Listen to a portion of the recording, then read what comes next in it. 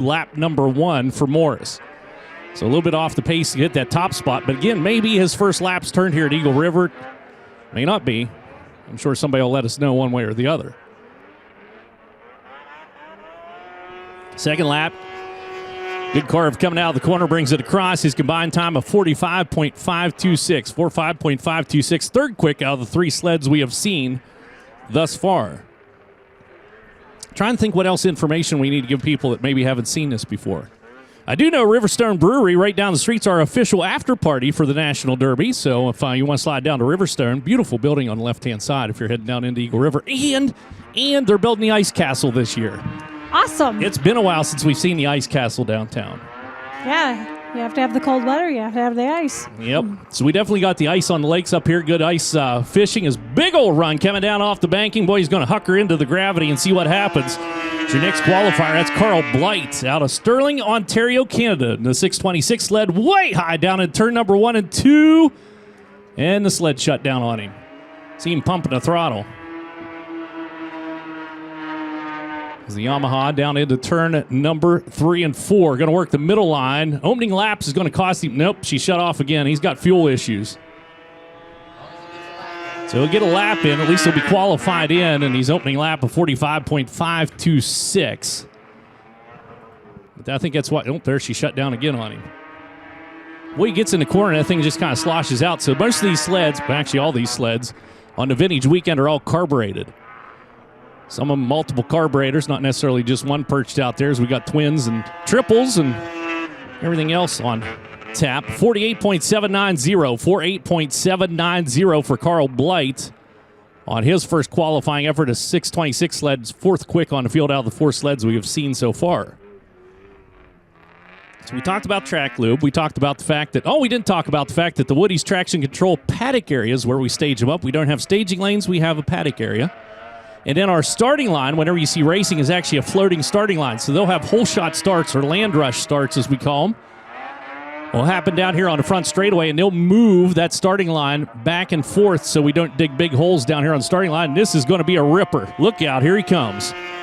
Spencer Landry, the Brookline, New Hampshire racer on the number 27 sled, is going like his pants are on fire down into turn number 1 and 2 and onto the back straightaway. This is a good pace we're watching out here. But anyhow, the starting line floats around, but there is a timing loop. They all run transponders, so finish line's always the same place, and here he comes.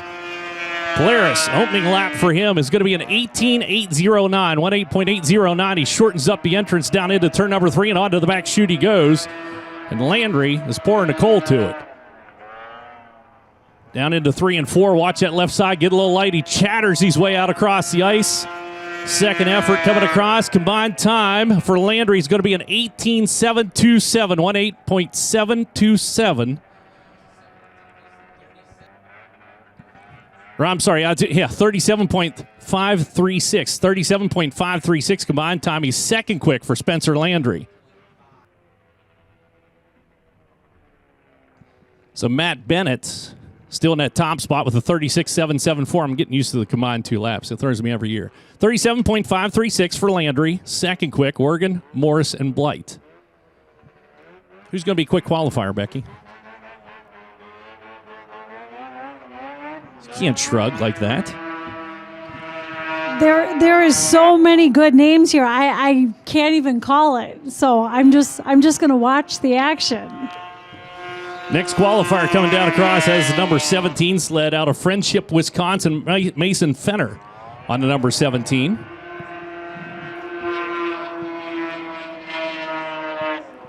Mason on the Blizzard, Skidoo Blizzard, making his qualifying attempt. Got out of the throttle for a while. Out turn number 4. It'll cost him a little bit of time. We'll see what he opens up with. Opening lap is going to be a 19.269, 19.269. And as we have learned, if you want to be in the top spot, you have got to be in an 18-second bracket.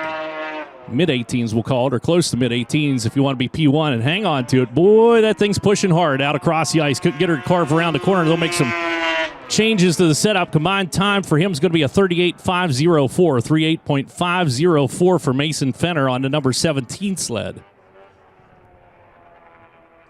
So that will slot him in nicely up into about the number 3 spot.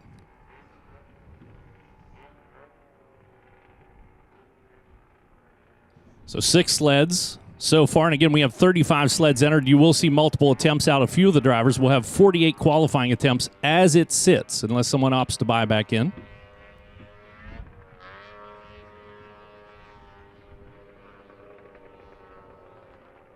It's going to be John Bushby coming out here, the Colbert Washington racer. This will be a TX Starfire, the old Polaris. Rolling out onto the ice. 1976 model. That's junior, not senior. Oh, okay. I mean, there is two here.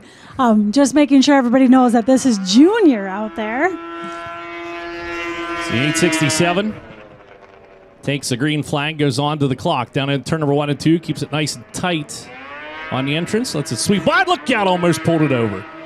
That's the hard part. You got your weight shifted down on the left-hand side of the sled.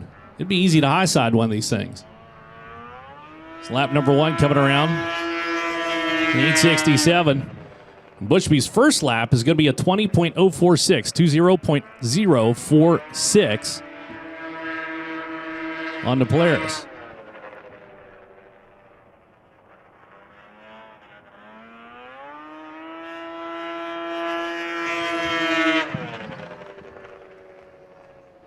All righty, combined lap 39.329 for Jonathan.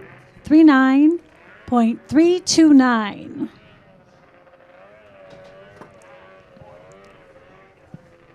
Next to come out of paddock is going to be the number 77 driver, Bryce Tresniak out of Friendship, Wisconsin.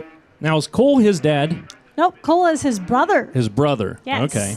He'll be riding the number 7, and he is going to be coming out here in the 10th qualifying spot.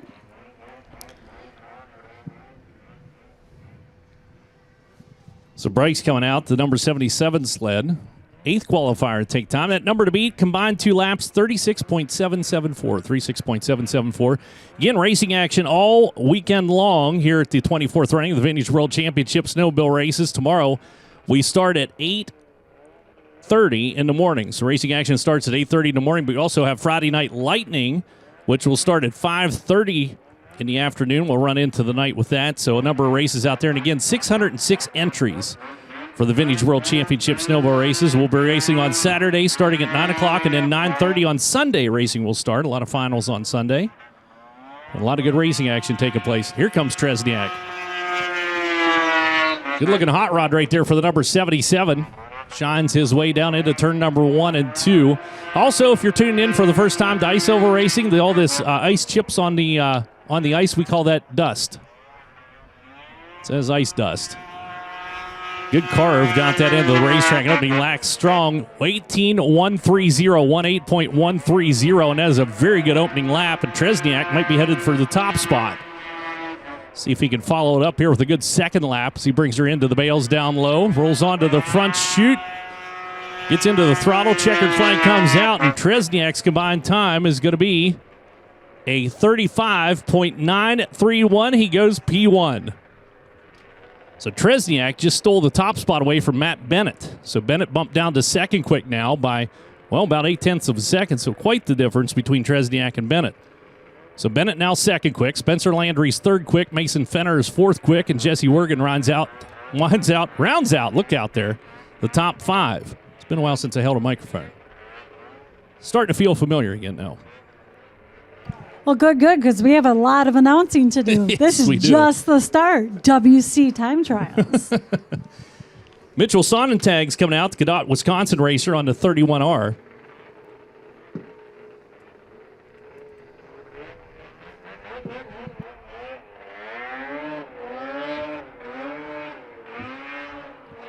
This should be an old Mercury, if I'm not mistaken. 440 Snow Twister, 1975 model. Coming around here to pick up the green flag. It's the 31R sled down into turn number 1 and 2. A little higher down at that end of the racetrack. Boy, that's good power. Good power, though. You see him roll into the throttle, kind of kick the back end out. And he might have something. We'll find out.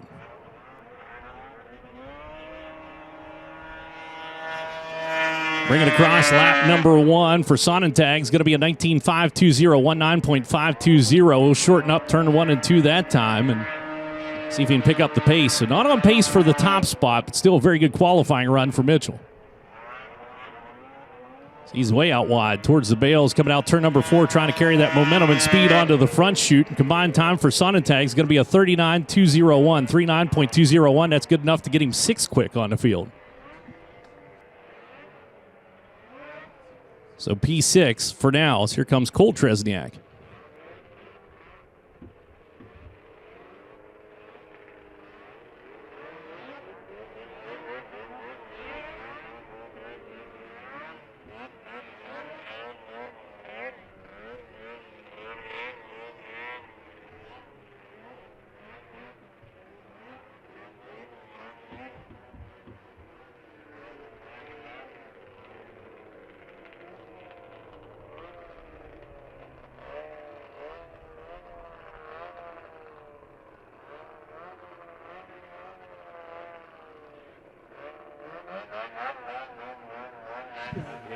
All righty, here comes the number 7 of Cole Tresniak from Friendship, Wisconsin. Yeah,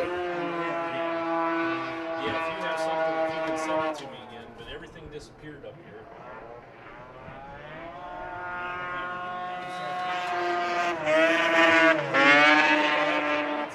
Can you receive it up here? Yeah, if you just email it to me or whatever, let me know when the ads are. Last year you had them on the recording. Oh, I do have Lunderville Steel. All right, coming around to grab his first lap time. Was a 19.540. Perfect. Yep, no problem.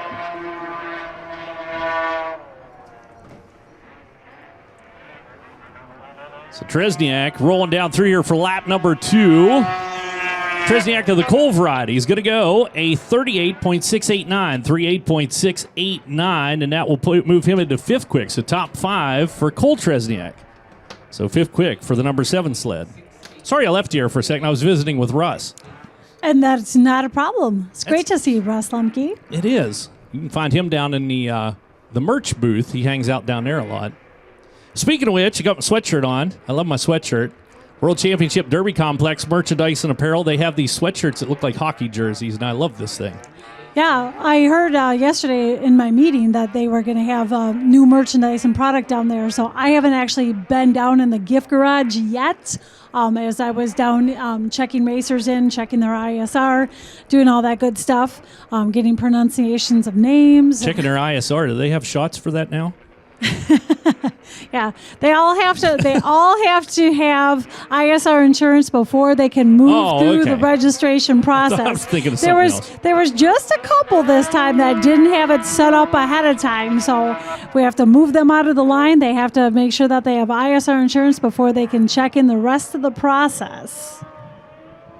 Craig Henning here on the 194 out of Helenville, Wisconsin. And the old Rolleiflex down into turn number 1 and 2. And boy, he is hanging off the left-hand side of that beast as he brings it around here. 194 sled, your 11th sled. Come out here and take time to get 35 sleds checked in. We will see more than 35 attempts in qualifying.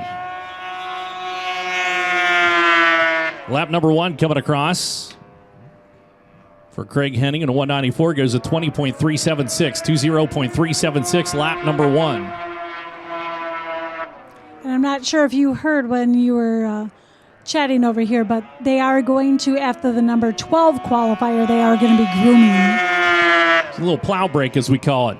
So combined time for Henning and 194 is 9th quick overall, a 20.675, 20.675. I'm sorry, that was his second lap. My apologies. 41.052, 41.052. Combined time for Craig Henning, but he is 9th quick overall, just ahead of James Morris and Carl Blight.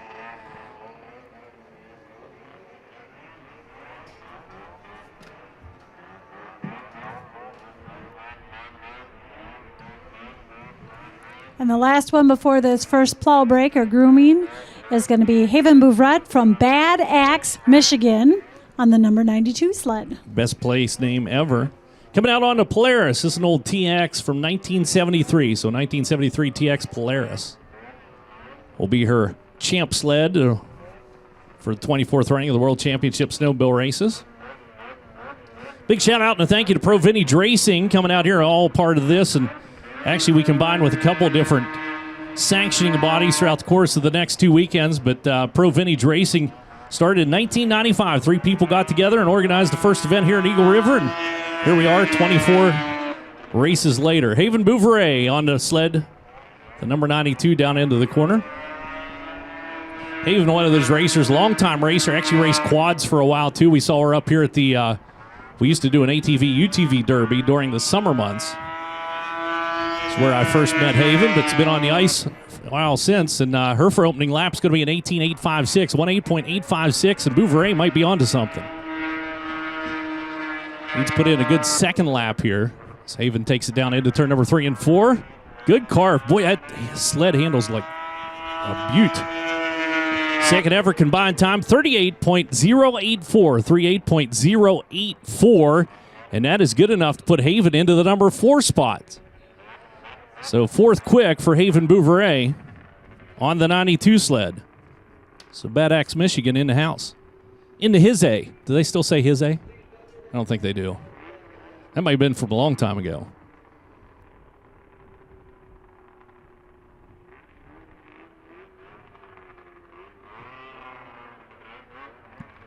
Nathan Foyt coming out here, Campbellsport, Wisconsin racer. This is going to be a Polaris Starfire, 1973 Polaris Starfire coming out after the plow break. You just told me about the plow break, and I got all excited, forgot about it.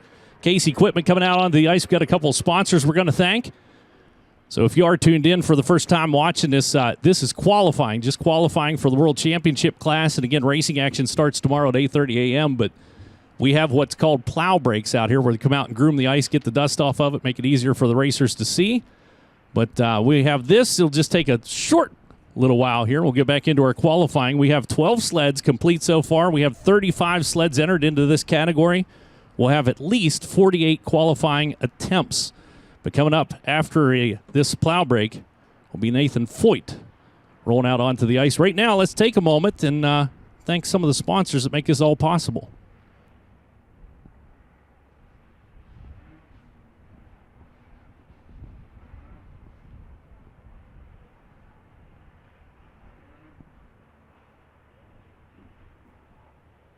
At Case, we're not one of those companies from south of the state line. We were born in Wisconsin. We know the kind of snow your grandpa told stories about, sledding uphill both ways to school. That's why we're building machines that make Old Man Winter run away like a baby. Check out all the snow-removing muscle Case has, from skid steers and small articulated loaders to large wheel loaders and more, all with any attachment you need to push, plow, or blow Old Man Winter away. Case, no one will outwork us. Launderville Steel and Concrete Supply is a metal service center located in Wausau, Wisconsin. At Launderville Steel and Concrete Supply, they specialize in all metals, carbon, steel, aluminum, and stainless, including chromoly tubing and sheets and hard-to-find metal. Tubing, pipe, sheets, plates, they have all this in stock and much more. And if they don't, they'll find it for you. Launderville Steel has their very own aluminum lug stake and pockets stocked and ready to ship. At Launderville Steel and Concrete Supply, they also specialize in concrete supplies, including rebar in various sizes and grade, insulation, sealers, ties, and concrete columns. Launderville Steel and Concrete Supply also has a rebar fabrication shop that can cut and bend rebar for your project, and they'll deliver and ship anywhere. If you want to explore the surplus material available in our outdoor steel yard, find Launderville Steel and Concrete Supply online on Facebook or at laundervillesteel.com. Why choose AMSOIL synthetic lubricants? Because AMSOIL delivers next-level power, performance, and protection. Built in a lab so you can field on the road. Run with us. Visit the AMSOIL booth or order from AMSOIL.com. A name synonymous with quality and snowmobile accessories and as recognizable as the snowmobile original equipment manufacturers where people ride snowmobiles. Woody's is a choice worldwide, a motorsports accessory distributor. Snowmobile and track manufacturers, off-road vehicles, racing champions, sportsmen, and snowmobilers who want the very best in traction, performance, and safety. We are Woody's. Ladies, DSG Outerwear is your go-to source for not only snowmobile apparel, but hunting, fishing, ice fishing, heated apparel, and soon-to-be workwear. Founded in 2010 as a women's-only snowmobile apparel company, DSG has grown significantly over the past 13 years and is the go-to outerwear company for just about everything outdoors related. Stop by Trackside in the Expo Hall today to get geared up in DSG Outerwear or visit dsgouterwear.com.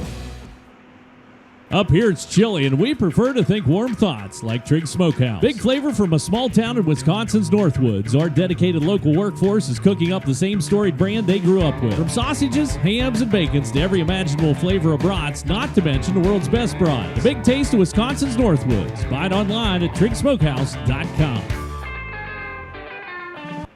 Ultimax Belts by Timken is proud to be a sponsor of the World Championship Snowmobile Derby. Stop by the Ultimax Belts booth in the Expo Hall and check out the ultimate in snowmobile drive belts. On the Derby track or on the trail, you can depend on Ultimax Belts. Performance driven, performance proven, Ultimax Belts. John Deere Gator utility vehicles are the official UTV of the World Championship Derby Complex. With a trail-ready lineup, John Deere Gators can tackle any terrain with comfort. The XUV 835R you see on the Derby track offers a full air-conditioned and heated sealed cab to keep you warm in the winter and cool in the summer. Stop by the John Deere booth in the Derby Expo Hall to learn how to buy show-used Gator utility vehicles with a World Championship Derby Complex discount and to learn about other John Deere products like their compact utility tractors and snowmobile trail grooming solutions. Remember, nothing runs like a deer. FloRacing and parent company WPS are proud to sponsor the World Championship Snowmobile Derby. At WPS, they opened their doors for business in the snowmobile industry 3 years prior to the first running of the Eagle River Derby. This event has served them well as the ideal venue to showcase their comprehensive range of snowmobile apparel, parts, and accessories. WPS and FloRacing are proud of their ongoing partnership with the world's most prestigious and historic snowmobile events. 365 Power Sports, located just south of Merrill off Highway 51, is fully stocked with tons of winter apparel items. With over 500 winter helmets, over 600 jackets, snow pants, big coats, 509 heated jackets, heated gloves, and more, all in stock and ready to keep you warm on these race days. That's 365 Power Sports, located off Highway 51, just south of Merrill. Find out more online at 365powersports.com.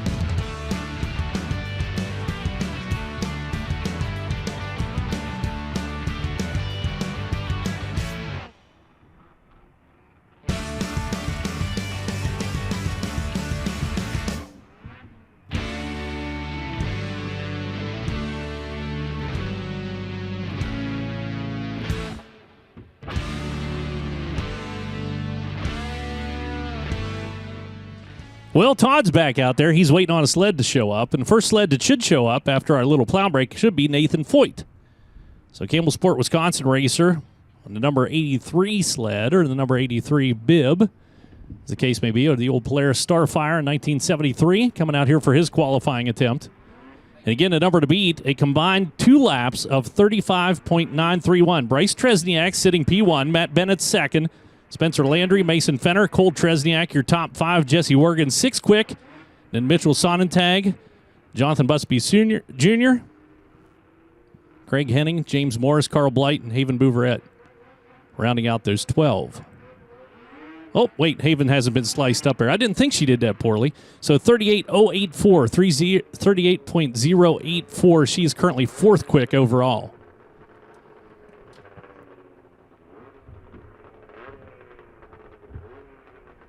So Haven Bouveret currently sitting in the 4th spot. Here comes Wergen. Or Foyt, rather. Good grief, Becky. Help me. Nathan Foyt from Campbell Sport, Wisconsin on the 83 sled. You're not allowed to laugh at me. You're supposed to help. Nathan Foyt always fast, so keep an eye on him as he pumps the throttle down into turn number 1 and 2. Boy, he's got it tucked in tight to the bales. Rolls onto the back straightaway. It's going to be a blistering one. In other news, for those of you, I know you're curious, we have had our annual hatching of flies up here when we warmed up the booth, so that's always exciting. It's lap number 1 for Foyt, a good one, 17.440, 17.440. He is set to take the top spot.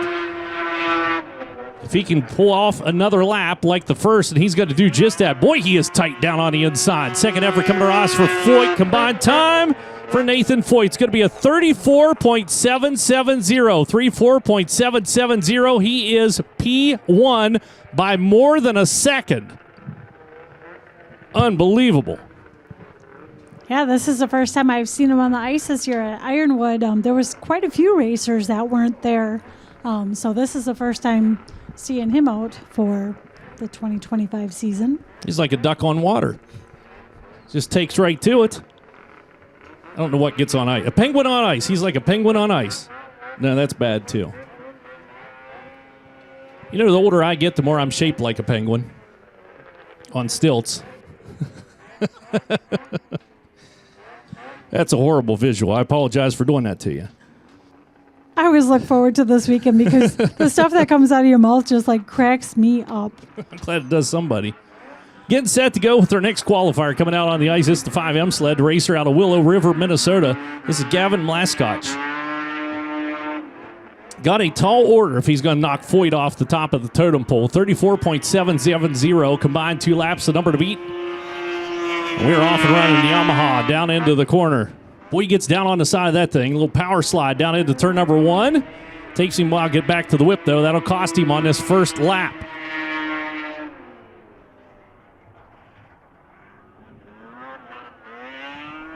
So SR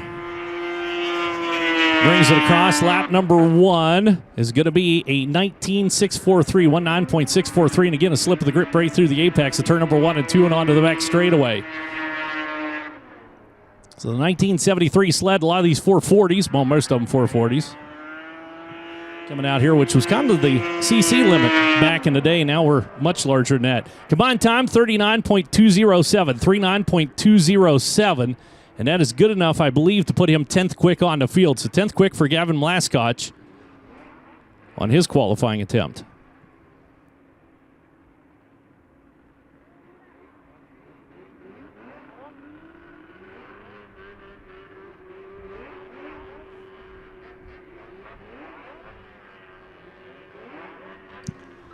All right, next to come out, the number 57 sled, Eric Procker from Willow River, Minnesota.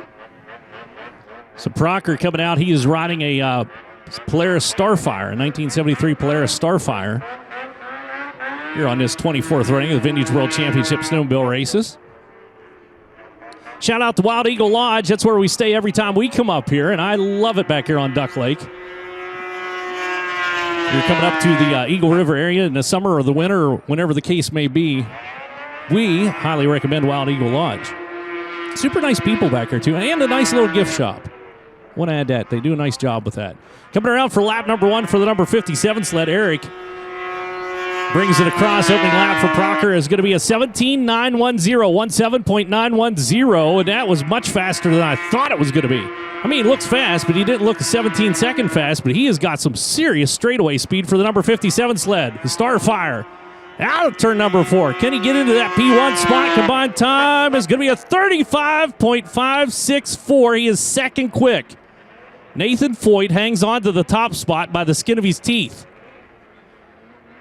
So Proctor moves into P2. That bumps Bryce Tresniak down into P3. So good qualifying for Eric Proctor.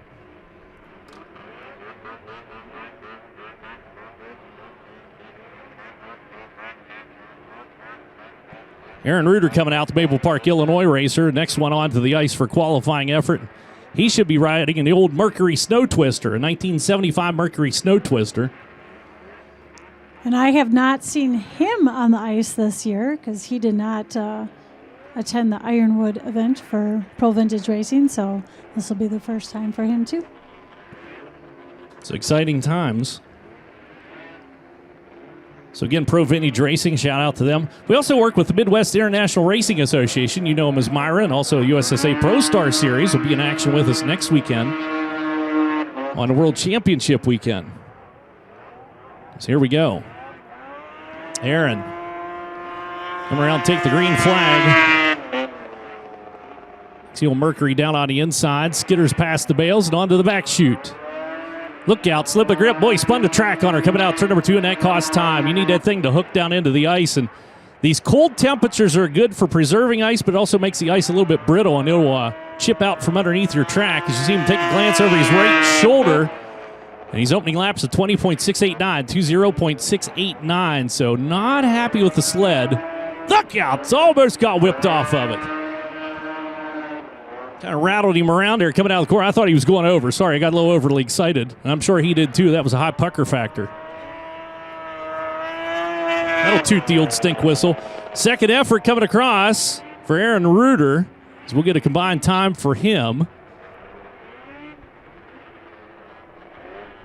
It's my timing and scoring not updating quickly there. There we go. We got him in there. So Aaron Reuter, 14th quick on the field, a combined time of 42.150. 42.150. So Reuter, 14th quick overall. Nathan Foyt still up top, 34.770. Eric Proctor, second quick. Bryce Tresniak, Matt Bennett, and Spencer Landry, currently your top 5. All right, I do know that Aaron Reuter does have a second round. I believe that there's 2 or 3 sleds that actually have, or drivers that have 2 different sleds, and I'm not sure if his second attempt is on his first sled or if there is a second sled for Aaron. So we will see. But I do know that he has another buy-in for attempt. Comes a long-time runner with us from right here in Eagle River, Wisconsin. His toe, not very far. 48X sled coming out and always one to watch. In this category is Mason Schutte coming out on his Yamaha SR 440. 1973 was the year that was manufactured, but not like that one. That one's got a tremendous amount of time and effort put into it. So Schutte, always a contender out here. So he'll slide her down into turn number 1 and 2 and eases his way through the corner. Since last season, he has a wife and a son. Well, really? Yes. He wasted no time, much like he does on the ice. First trip coming across for Mason is going to be a 19.437, 19.437. Boy, he's not as quick as I'm sure he would like to be. Schutte down the back chute into turn number 3 and 4. We'll see if Mason can crank up the wick a little bit on lap number 2, but he's definitely not got a shot at the top spot, not without divine intervention. Combined time for Mason is going to be a 38.371, 38.371. That's good enough to put him into 7th quick on the field for the 48X sled.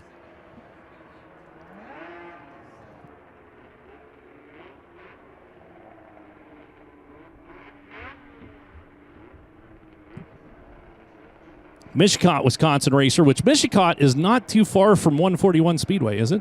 I feel like it's right by Francis Creek and 141 Speedway, and I'll be headed there I'm excited about this summer with the High Limit Sprint Car Series. So if you're in the Wisconsin neighborhood, you might want to go to 141 Speedway later on this summer and catch the 410 Wing Sprint Cars of the High Limit Sprint Car Racing Series. Francis Creek, Wisconsin. I love 141. Spent a lot of time there. And I'll tell you how that ties to ice racing here in just a minute. Meanwhile, we'll talk about Will Garceau set to roll out, the Michigan, Wisconsin racer on a Polaris Starfire. So 1973 Polaris Starfire, and that is not a factory color on that sled. But it is a gorgeous sled.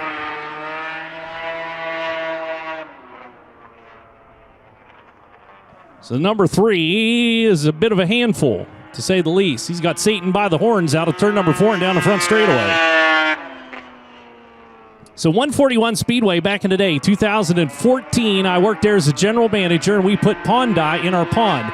Held a nice oval race there that winter. We had to use the water out of the pond, and that, I think, maybe, might have been the first blue ice that you guys saw. And it was just purely by accident. Opening lap for Garceau is going to be a 19.012. It was just because I put blue dye in the pond to try to get rid of the algae. I'm sure somebody had that idea before that, but nobody did it. I don't think. So he almost gets her up there on the right-hand side. Combined effort coming across for Garceau is going to be a 38.329, 38.329, and that's good enough for 7th quick. He'll bump Schutte down into the 8th spot.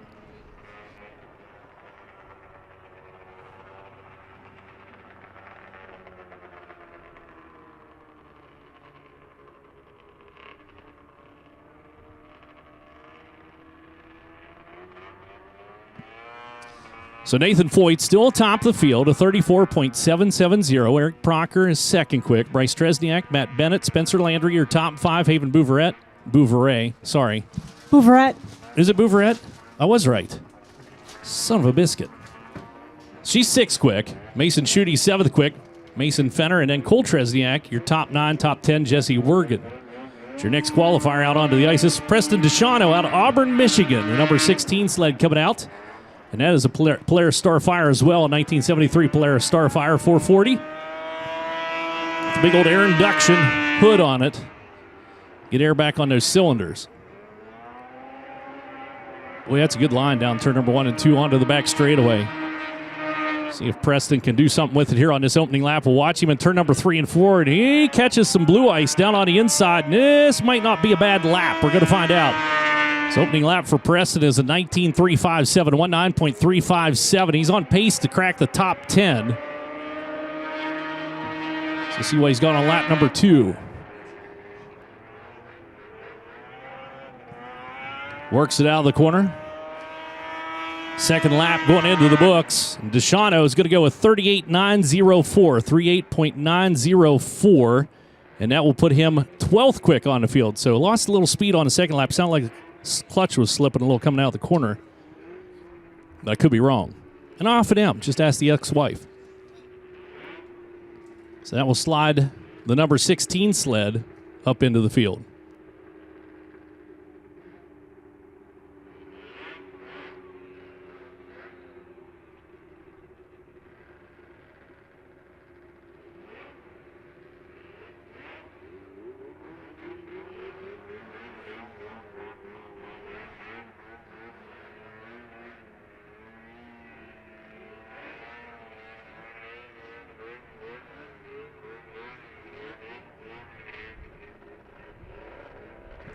So set to go here with our next qualifier. This is Joseph Burns out of Maple Grove, Minnesota, the 47X sled.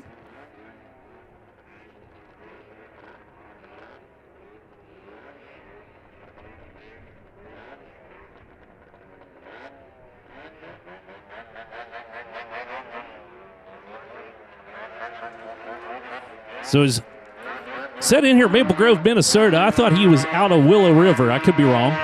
This is a Polaris TX, 1973 Polaris TX on the ice. Number 440 coming across with a howl down into turn number 1, 2. That's a lot of speed down into turn number 1, and he is up to the task. Keep your eye on the 47X.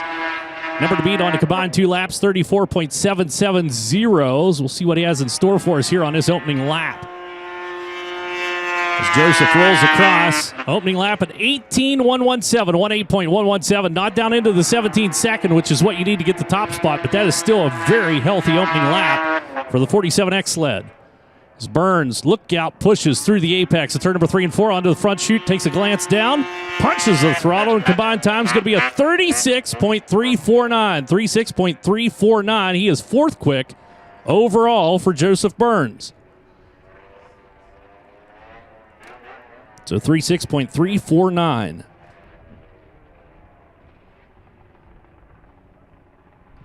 Eric Rowland should be rolling out next. The Blaine, Minnesota racer on the Artie Cat. 1977 Artie Cat coming out. Snow Pro. A lot of beautiful old Artie Cats. That's what we always had down our neck of the woods. LT Grays out there and Pumas and King Cats. They're always fun to see. I took a picture this morning.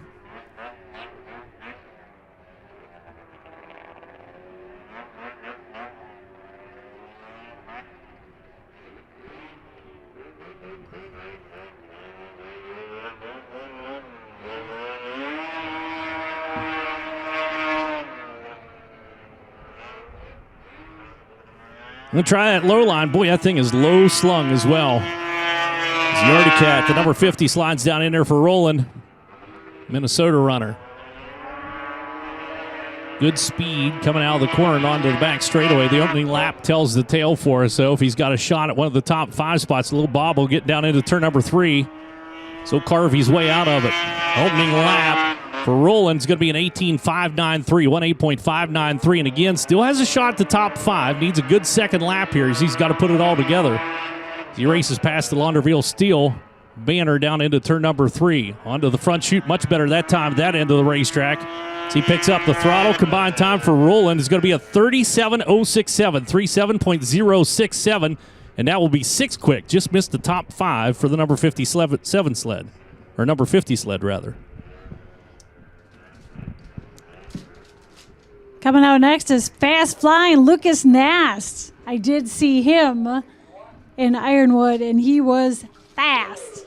Number 481 from Lancaster, New Hampshire. Riding a 1973 Polaris Starfire will be coming out here onto the ice. Good to see the Northeast represented out here this year, and I always think of this whenever we go into our vintage weekend. I miss the fine folks from over in Skellefteå, Sweden. So shout out to Marcus and the gang over there. Yeah, I don't even remember last time I saw them. It's been a while. They need to get back over here again because my beanie wore out about 3 years ago. They gave me a cool beanie, and I wear that thing everywhere. Yeah, but even if they came next year, they won't see it. Oh. Maybe I'll come up and visit. This is Chet's last year announcing. Yeah, that's all right. Like I said, they're going to replace me with somebody younger and better looking. Well, maybe not better looking. Here we go. Told you I'd use that again. Lucas Nast down into the corner, number 481, does not have a transponder registering. So no transponder registering. We got to throw a red flag. He should have a receiver in. He hears the red flag. He puts up his hand to signify he does hear the official. So we'll send him back to the Woody's traction control paddock area, and they'll swap out the transponder. That was good because we don't have flagmen in all of the corners yet and stuff, and he knew to stop. So his receiver is working, in which they need a working receiver on the track. That's Perfect. Right. That's the thing is if you're out here without a working receiver, you are instantly DQ'd and sent back into the paddock area. So, but yeah, before he even made it back here, he was slowed down. He had his hand up because he knew. So we'll just swap one out. The officials carry extra ones back there, and we'll get him back around here for qualifying. So it doesn't lose his place in line or anything. That's a transponder issue. And hey, whenever it's like, it was 5 degrees. It's 23 now. Woo, warmed up. Heat wave out there. Put your shorts on. 23 degrees up here. It was 5 when I got up this morning. My son-in-law had shorts on yesterday when they came into town. I'm like, what are you doing? So that's one of the things we should talk about the ice. They have been making ice, and I officially want to say this. Thank you to the ice making crew. I was working the Tulsa Shootout last week. Now, I've been watching them make ice for a while, but the Tulsa Shootout, we're down there. We have like 16-hour days that we race. And I had my laptop next to me with the track cam on. And I watched them make ice almost 24 hours a day. there was like a 4-hour period where I guess they took a nap or I don't know what they did, and they came back out and they were making ice. Making ice when I went to bed, making ice when I woke up, and I know the lights were on all night long. So thank you to the ice crew. We have some of the best ice we've had up here for years and years and years.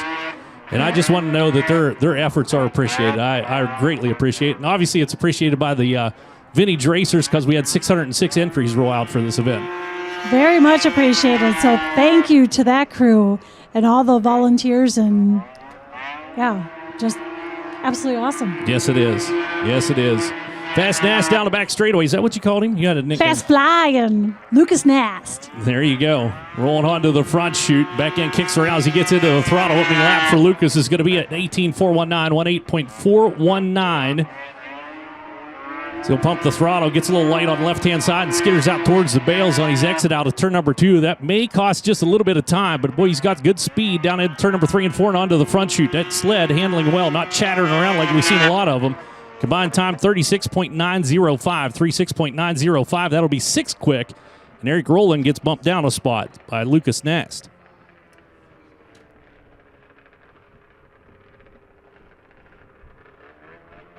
Good to see Sabrina back here again with us out of Drummondville, Alberta, Canada.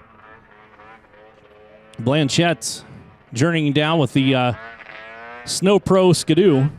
So Skidoo Snow Pro 1982. And always a factor in the World Championships. He's been racing with us down here for many, many years. Also races, or at least used to race, sprint cars during the summer months.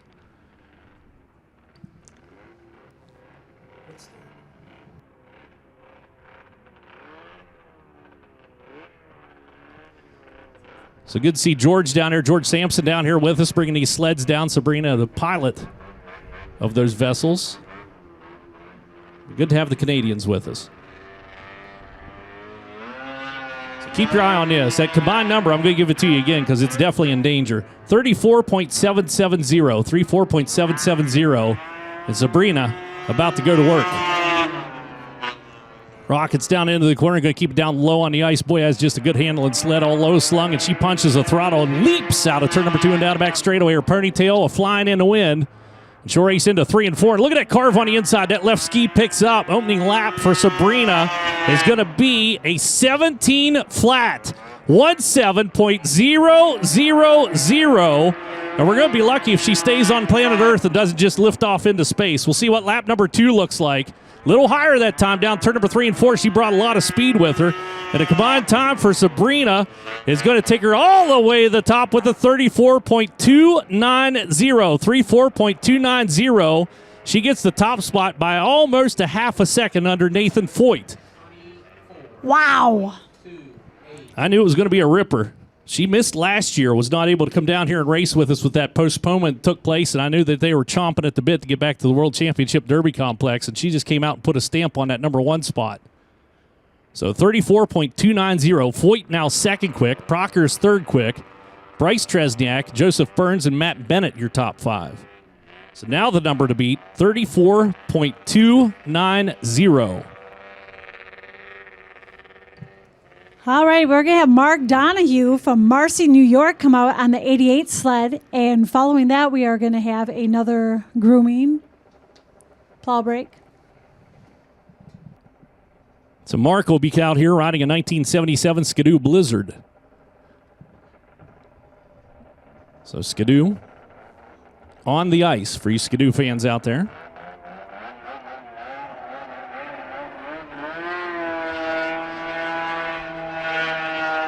Yeah, it is a beautiful sled, isn't it? It is pretty.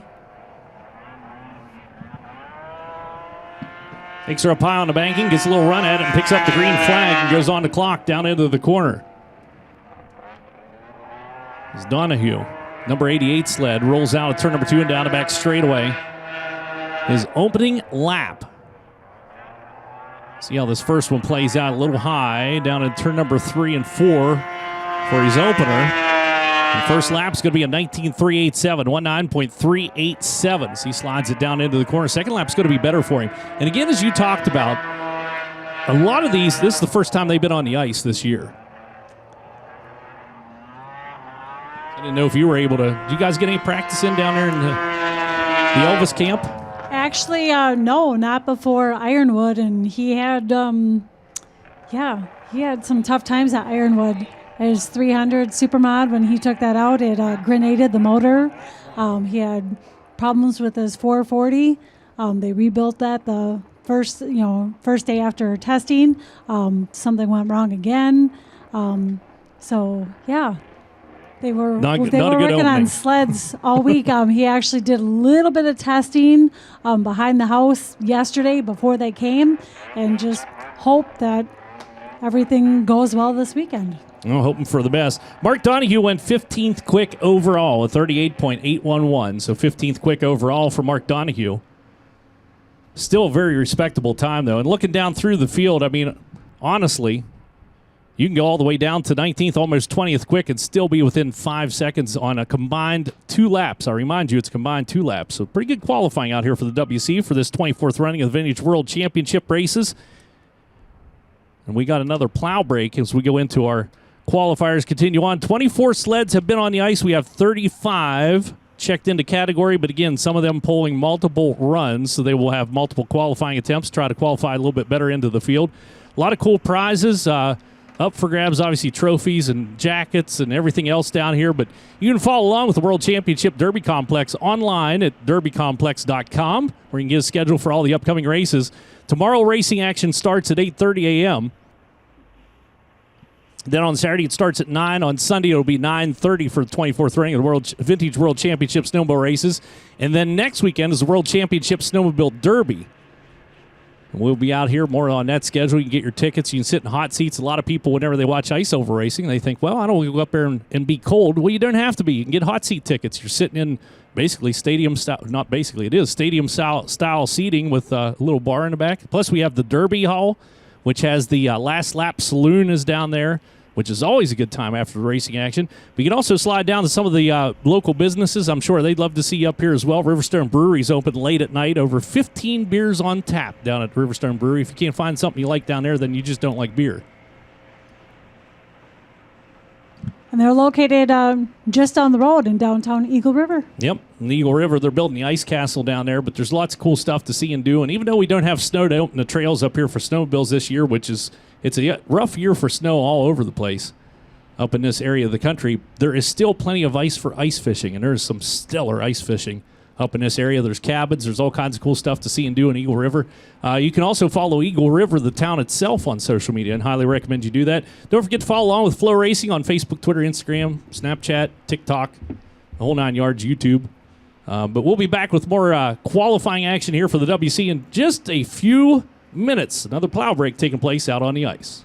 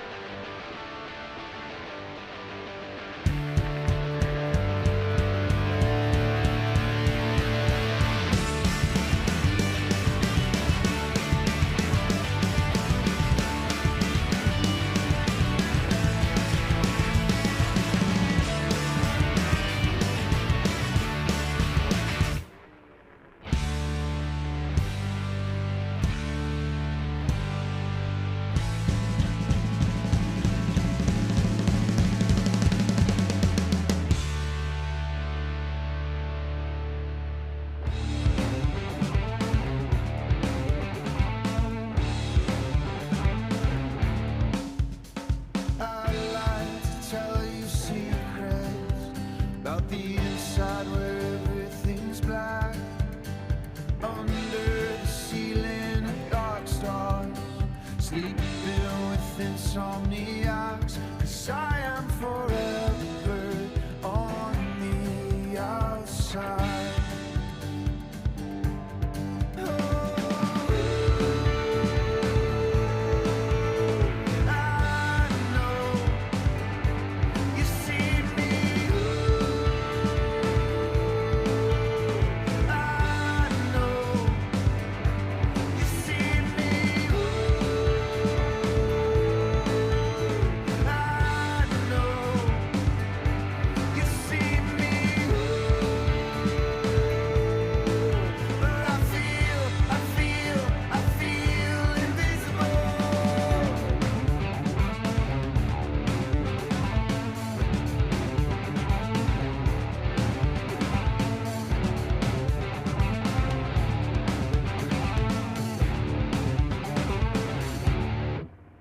And so I'll set fire to something that's bigger than me. Turn up the volume, come flooding. I'm still just a drop in the sea, and I'm going dark.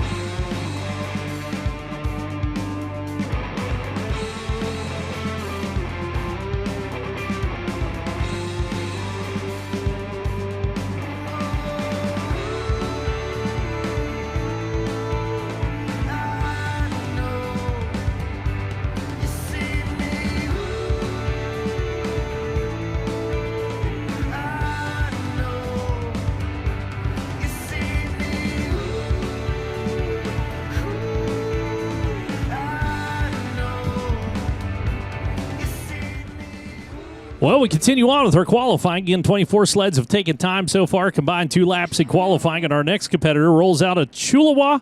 They're out of Washington. Chula, Washington. Ransom Metivier coming out here onto the ice for the number 04X sled, and this is a Yamaha SRX 1976 model year. That was the year of the Centennial. I remember all the American flags that were everywhere. So see what the Washington racer has in store for us. That or he's from Western Australia. One of the two. That's WA is an abbreviation. I'm going to go with Washington, and that's way out there. Hang on to it. Boy, he had to get out of the throttle big time, get onto the binders. This is lap number 1. Coming across from Ransom. A 21.151, 21.151, and I don't remember that name from previous years here. Well, that's because he traveled a long way from Australia. He did. I'm bringing on a bird over here. So second lap, again, a big carve coming out of the corner. Throws off racers their first visit here. His combined time for Ransom is going to be a 41.712, 41.712, and that should put him into the number 22 spot. But throws him off as you come out here, and a lot of ice racing or ice oval racing takes place on a flat track. This is not flat. It's banked corners, pretty high banked corners. And that throws a lot of riders off when they get into it. It's a little different sled setup than what you might find, say, if like Wausau is pretty flat. Or Ironwood's flat too, isn't it? Is Ironwood flat? Yeah. It's a little different. So bring out our next qualifier. Alrighty, the next qualifier is Jordan Johnson from St. Cloud, Minnesota. He's on the 51C sled. You may recognize that 51C as Cody Skolton's sled. he has a driver because he got here into Eagle River and had an emergency appendix surgery. So he had to pull from the event, and this is his driver. Wow. That's not fun. No, I remember last year Bill had kidney stone. So as he got into Eagle River, and yeah, this year it was Cody that had to do an emergency hospital visit. Yeah, that's not good. So Jordan Johnson riding a sled. He's a hired gun out here on a 51C sled, which explains why I couldn't find any information on his WC sled.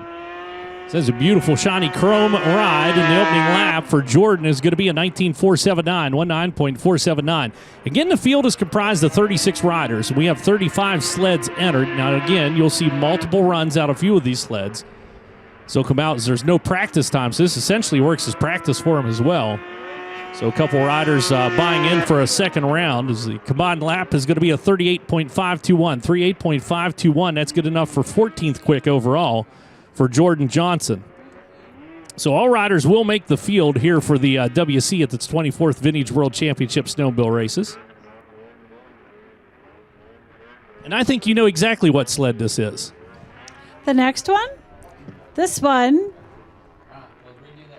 is the Rupp, being driven by the 171 of Bill Elvis Stahl from Polonia, Wisconsin. This is the old Snow Pro 440. Rupp coming out, the shiny red Rupp onto the ice for Elvis. So for those that have not seen him or don't recognize him, since a couple of years ago, he's lost 95 pounds. Wow. So this is supposed to be his big year, so hopefully the sleds work out for him. Find out, but that's awesome. Yes. Tip the cap to him. Plus, he rides a Rupp, and I am partial to Rupps because when I was a kid, I wanted a Rupp so bad. This is a 1975 model down the back straightaway into turn number 3 and 4. 440. Boy, they are running son of a guns out of the factory. I know that. Opening lap coming around here for Elvis. He's going to open up with a 19.750, 19.750 for Stahl. He works it out of the back straightaway. Yeah, I mean, he has to set up all his handling and everything all different because He's lacking a lot of left side weight. Yes. So he's got a new helmet, so that's different to see. He just got that this week. He went to 365 Power Sports. He had to get a smaller helmet. He has a different jacket that just got picked up yesterday because he was able to fold it over. Actually, at Ironwood, for one of the races, he wore Caitlin's jacket. Unbelievable. Well, good for him. That's also a lot healthier, too. Yes. 39.136. He's 19th quick overall with the Rupp for Elvis Stahl. So that'll take us into our next qualifier. AJ Lang, unfortunately, is on the clock for the Maple Grove, Minnesota racer. Should be coming out here on an Arctic Cat, a 1973 Arctic Cat SM. But he is not shown, so he is on the clock, and it's a 2-minute clock, if I'm not mistaken, or 1 minute. 3 minute? Typically 2 minutes. Typically 2 minutes. That's why I was looking at you. I don't know if it's any different for this. I believe it is 2-minute clock whenever they are on the clock. I believe it is 2 minutes. Okay, so AJ Lang is on the clock as we waits to present his sled onto the ice. So a couple other things to talk about if you're new to ice oval racing. We talked about the carbides on the front. We don't call them skis or carbides, or the cutters on the bottom of the ski, I guess is what you call it.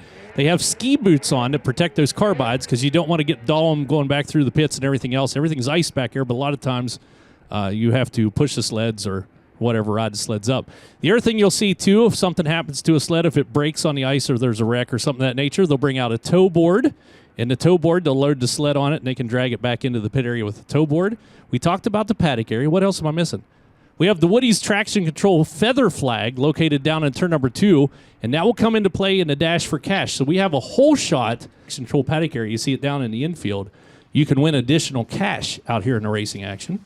Yeah, I believe there's four Dash for Cashes. Yes. Alrighty.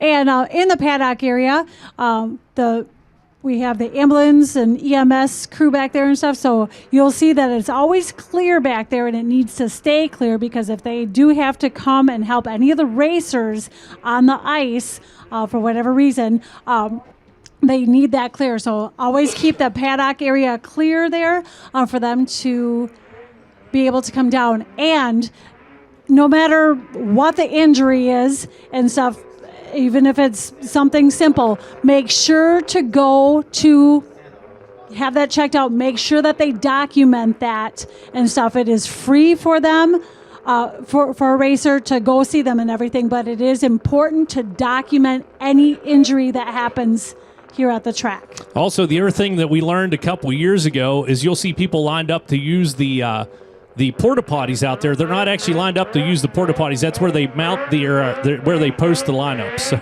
they're not waiting to get into the porta potty. They're checking the lineup sheets. Here we go. He makes it out. AJ Lang gonna bring the cat around here. Another sexy sled out on the ice. That's something we watch them from up here in the tower, and it does not do justice to the work that goes into these sleds. If you do come up here to visit us at Eagle River, walk the pits, get out in the pits, and check out some of these beautiful, beautiful machines. Antiques, but very fast ones. Here he comes, lap number 1 for AJ. And Lang is going to go a 17.988, 17.988. That's a good opening lap as he got her a little bit high. Down to turn 1 and 2, and when I say high, I mean the left-hand side kind of walked up on him. He got back into the throttle again, but he's going after the top spot. He's got to be quicker than the 34.290, and AJ is going to cross over with the 36.341, 36.341, and he just barely gets the number 5 spot away from Joseph Burns. Burns had a 36.349, so by just a mere 8 thousandths of a second, he will take one of the top 5 positions away from the 47X sled. So AJ Lang, good run for the number 216. Okay, so you asked me earlier who I thought was going to be top contender. Well, obviously Sabrina, but these next two that are coming out, Matt Gady from New Germany, Minnesota on the number 28, and Jamie Burgoyes from Boonville, New York, number 4, last year's champion. So there you go. So these are 2 to watch. Yes. We're going to find out. Matt Gady's always a contender no matter what he is riding out here. New Germany, Minnesota racer coming out on the 28 sled. He's riding a 1973 Polaris Starfire. So a 73 Polaris Starfire 440 as you see him take the hauler. What do you call that thing in the back? The pusher? The push thing? The sled? I don't know. I don't know what that's called. Never asked that question. the dolly. The Dolly. There you go. Well, that's a good name. It's always a big fan of Dolly. Alrighty. Let's see if he's faster than Sabrina. And we're going to find out. Matt Gady is a riding son of a gun, though. You can watch him down in the corner. Watch how he gets hunkered down on the side of that sled, just powers his way into turn number 1, out of turn number 2. He needs to open up with a 17-second lap. There's no doubt about it. Sabrina went 17.000 on her opening lap for the top spot, and Gady is bringing the heat.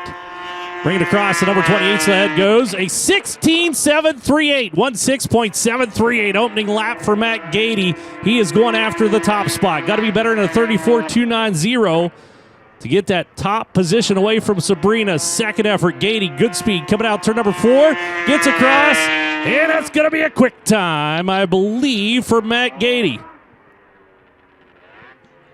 33.720, 33.720 for Matt Gady, goes P1 by 0.570 over Sabrina.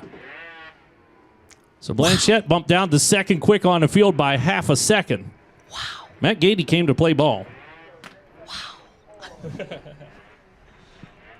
All right, and then the next one here, Jamie. And I believe Jamie has 2 attempts, but with 2 different sleds. So he'll be coming out with this one, and then he's number 30 out here. We have 35 originals, and then we have 14 second round or coming in with another sled. So we're going to find out. I think this one coming out should be a 1977 Skidoo Blizzard. Now, he does have another, I don't know if he has a second Blizzard or if he has a Polaris Indy 500. But we're going to find out whenever he gets through. But this is definitely a skidoo. So this is the Blizzard coming out here for this first attempt for the number 4 sled out of Boonville, New York. Boy, that thing's got a sharp turn down into the corner. He's got her super tuned, got her piped up. Out turn number 2, a little slip of the grip there. Spun the track on as he tried to get back to the whip again. For Jamie. A little slow down turn number 3 and 4. That cost him a lot of time. This is not going to be a good opening lap for him, or at least not as good as he would like to see. As he goes an 18.525, 18.525, chattered down in the apex at turn number 1 and 2. You saw the front skis bounce around. And that also scrubs a little bit of time off. So Burgoyce coming across here for his lap number 2 for Jamie. He's going to go a 37.278, 37.278. That is going to be 11th quick on the field. Spencer Landry bumped down now.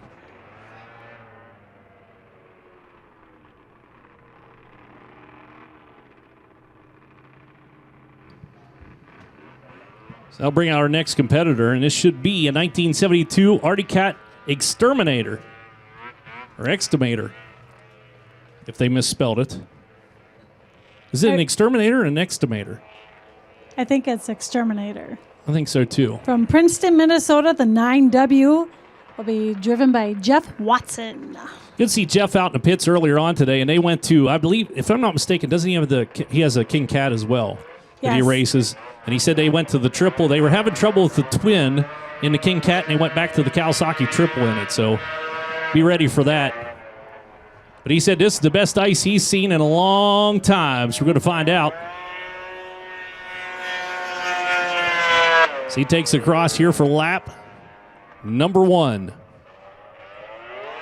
Watson punches the throttle out, turn number 2 and down the back straightaway. He also has a very awesome mustache. Just going to throw that out there. His opening lap. Boy, he had to pump the throttle getting out turn number 4. Couldn't quite get her to go the way he wanted. He goes an 18.929, 18.929. He'll change up the line down in turn number 1 and 2 and actually looked a tick quicker down on the inside. Good pivot and rotation. Onto the back chute down into turn number 3. We'll see if he can follow up with another good turn. He does look a little better coming out. Yep, had to get out of the throttle. You heard him bump it real quick. And he is going to go with 37.673, 37.673. And that will slide him into the number 13 spot. Haven Bouveret moved down into 14th quick on the field now. So Watson completes his qualifying effort. We are through our first sheet of qualifying. It's 31 sleds. 35 sleds entered. Again, multiple times coming out, but we get through all of them first. And here comes our next qualifier.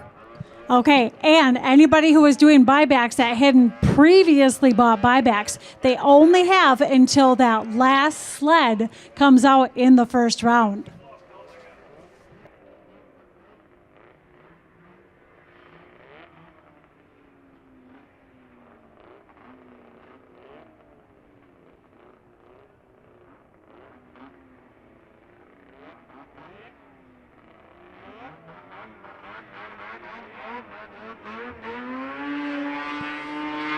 Jeffrey Stockton out of Rhinelander, Wisconsin, home of the Hodag, the number 17 sled, coming out here onto the ice. And this is 1973 Yamaha SR 433.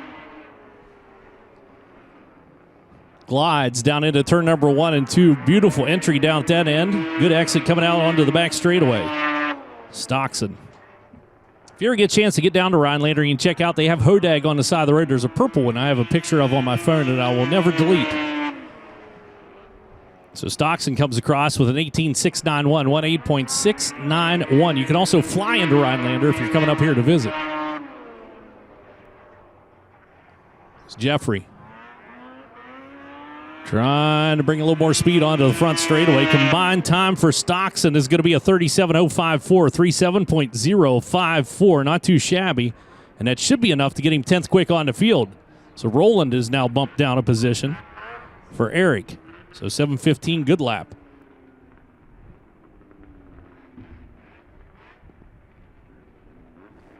'73 Polaris Starfire should be rolling out here next. That's going to be Calvin Iverson out of Elva, Wisconsin. Oliva. That's what I said, Oliva. Maybe not.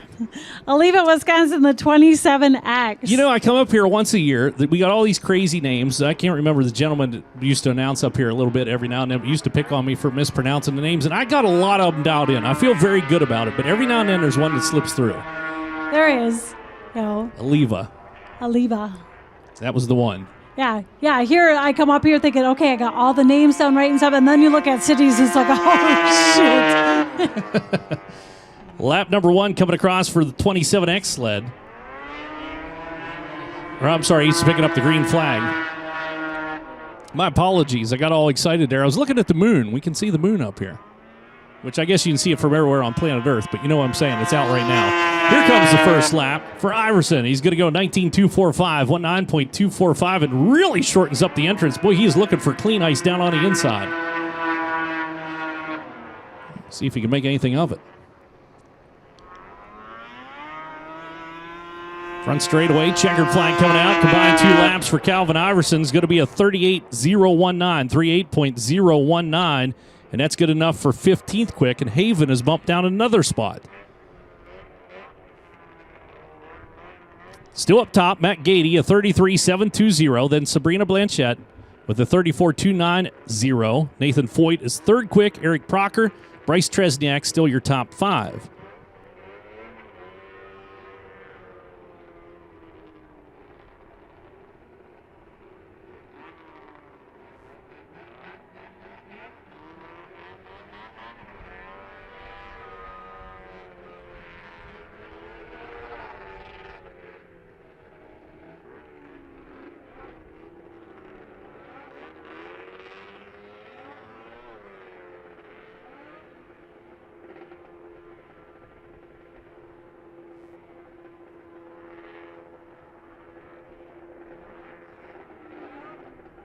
So Michael Hakey came out here from New Hampshire. Didn't come out here, but the sled, he was supposed to run a sled, and now it looks like Andrew Dara is going to take over his piloting duties of this Artie Cat. Yes, it has been a little bit since I saw Andrew Dara out here from Whitney, Ontario on the 22. I alluded to this earlier on, but this is an Artie Cat El Tigre, which back in the day, they were bad machines. 1979 Artie Cat El Tigre down into the corner. The number 22. 34 sled to take time out here on the ice. He'll put the El Tigre tight against the wall on the back chute and try to get an angle of attack down into turn number 3 and 4 here for the opening lap. And again, this is the first time a lot of these riders have seen ice this year. Aside from maybe a little practice they've done back home. 21.334, 21.334 for the racer out of Whitney, Ontario, Canada. Boy, he is tight to the wall down the back chute, trying to get something to happen. No, there it is. Little slip getting down into turn number 3. You saw him lose his balance on the sled. That's hard to do. Get your weight down on the side, kind of balance on the toe of your foot up against the machine there. So second lap, the combined time, a 42.745, 42.745, and that will put him 33rd quick on the field for Andrew on the number 22. I do see he has a second attempt. I'm believing it's on the same sled and stuff. So if there was a problem with the sled, hopefully they can get it fixed up before he comes back out. We do have a couple more buybacks into, so we'll see. There's after this, Johnny Stasek, he will be asked if he's buying in as second round, and after that, all of that stops. That so no more buybacks. No more buybacks after this driver is asked when he gets done with his run. So Conklin, Michigan racer coming out here onto the ice, Johnny Stasek. And he is riding a 1973 Polaris Starfire.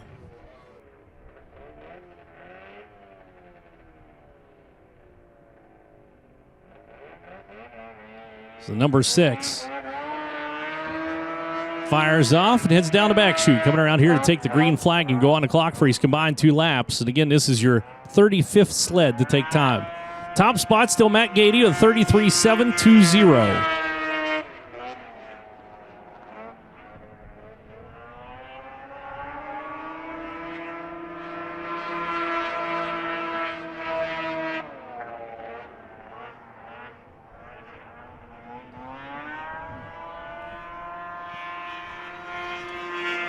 Lap number 1.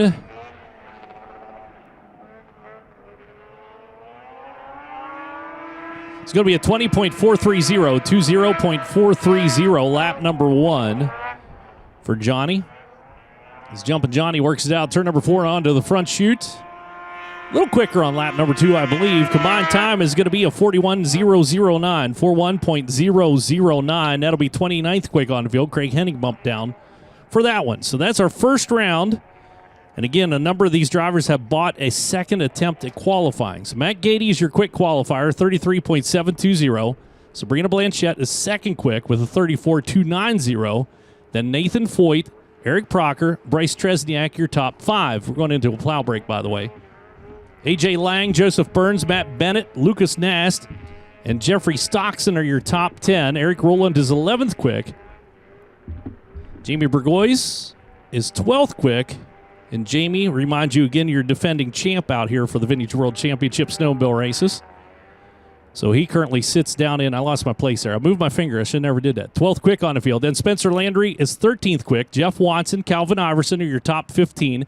Haven Bouveret is 16th quick on the field. Will Garceau, Mason Schutte, Mason Fenner, Jordan Johnson, your top 20. Then it's Cole Tresniak, Mark Donahue, Jesse Wergen is down to number 23 spot. Preston DeShano is 24th quick. Bill Stahl is 25th quick.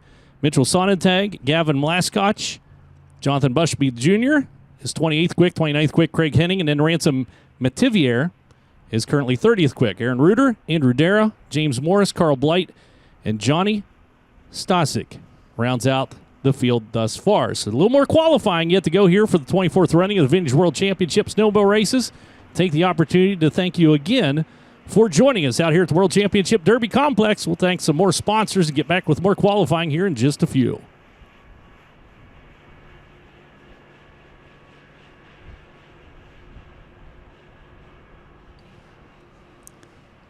Missing the Geese Kings at the track here. I just got a picture from Amanda that their youngest little one is watching on FloRacing. I told her that both of my grandbabies are here. One is going to be 2 years in February. That's Kensley. And then Brindley is just over 2 months, and they are here at the track. So, sizing up their next sled. Why choose AMSOIL synthetic lubricants? Because AMSOIL delivers next-level power, performance, and protection. Built in a lab so you can feel it on the road. Run with us. Visit the AMSOIL booth or order from AMSOIL.com. At Case, we're not one of those companies from south of the state line. We were born in Wisconsin. We know the kind of snow your grandpa told stories about, sledding uphill both ways to school. That's why we're building machines that make Old Man Winter run away like a baby. Check out all the snow-removing muscle Case has, from skid steers and small articulated loaders to large wheel loaders and more, all with any attachment you need to push, plow, or blow Old Man Winter away. Case, no one will outwork us. FloRacing and parent company WPS are proud to sponsor the World Championship Snowmobile Derby. At WPS, they opened their doors for business in the snowmobile industry 3 years prior to the first running of the Eagle River Derby. This event has served them well as the ideal venue to showcase their comprehensive range of snowmobile apparel, parts, and accessories. WPS and FloRacing are proud of their ongoing partnership with the world's most prestigious and historic snowmobile events. John Deere Gator utility vehicles are the official UTV of the World Championship Derby Complex. With a trail-ready lineup, John Deere Gators can tackle any terrain with comfort. The XUV 835R you see on the Derby track offers a full air-conditioned and heated sealed cab to keep you warm in the winter and cool in the summer. Stop by the John Deere booth in the Derby Expo Hall to learn how to buy show-used Gator utility vehicles with a World Championship Derby Complex discount and to learn about other John Deere products like their compact utility tractors and snowmobile trail grooming solutions. Remember, nothing runs like a deer. 365 Power Sports, located just south of Merrill off Highway 51, is fully stocked with tons of winter apparel items. With over 500 winter helmets, over 600 jackets, snow pants, big coats, 509 heated jackets, heated gloves, and more, all in stock and ready to keep you warm on these race days. That's 365 Power Sports, located off Highway 51, just south of Merrill. Find out more online at 365powersports.com. Trigg Smokehouse. Big flavor from Wisconsin's Northwoods. We've been at this for generations, but don't let the quaint atmosphere up here fool you. We make nearly 100 varieties of the world's best, freshest smoked meats, including the world's best brats. World's best because we do it one way. That's the Smokehouse way. Only 100% quality ingredients, the finest hardwood, and our own blend of seasoning. Hey, it's the Northwood. So if you're looking for that Smokehouse taste, we'll bring it. Every time. Trigg Smokehouse. Ultimax Belts by Timken is proud to be a longtime sponsor of this great event. Champions are crowned in the Ultimax Belts Winner's Circle. You can depend on Ultimax Belts for your ATV, UTV, or sled. Get proven performance on the track or on the trail with Ultimax Belts. Performance driven, performance proven, Ultimax Belts. Ladies, DSG Outerwear is your go-to source for not only snowmobile apparel, but hunting, fishing, ice fishing, heated apparel, and soon-to-be workwear. Founded in 2010 as a women's only snowmobile apparel company, DSG has grown significantly over the past 13 years and is the go-to outerwear company for just about everything outdoors related. Stop by Trackside in the Expo Hall today to get geared up in DSG Outerwear or visit dsgouterwear.com. Launderville Steel and Concrete Supply is a metal service center located in Wausau, Wisconsin. At Launderville Steel and Concrete Supply, they specialize in all metals, carbon, steel, aluminum, and stainless, including chromoly tubing and sheets and hard-to-find metals. Tubing, pipe, sheets, plates, they have all this in stock and much more. And if they don't, they'll find it for you. Launderville Steel has their very own aluminum log stake and pockets stocked and ready to ship. At Launderville Steel and Concrete Supply, they also specialize in concrete supplies, including rebar in various sizes of grade, insulation, sealers, ties, and concrete columns. Launderville Steel and Concrete Supply also has a rebar fabrication shop that can cut and bend rebar for your project, and they'll deliver and ship anywhere. If you want to explore the surplus material available in our outdoor steel yard, find Launderville Steel and Concrete Supply online on Facebook or at laundervillesteel.com. A name synonymous with quality and snowmobile accessories and as recognizable as the snowmobile original equipment manufacturers where people ride snowmobile. Woody's is a choice worldwide, a motorsports accessory distributor, snowmobile and track manufacturers, off-road vehicles, racing champions, sportsmen, and snowmobilers who want the very best in traction, performance, and safety. We are Woody's.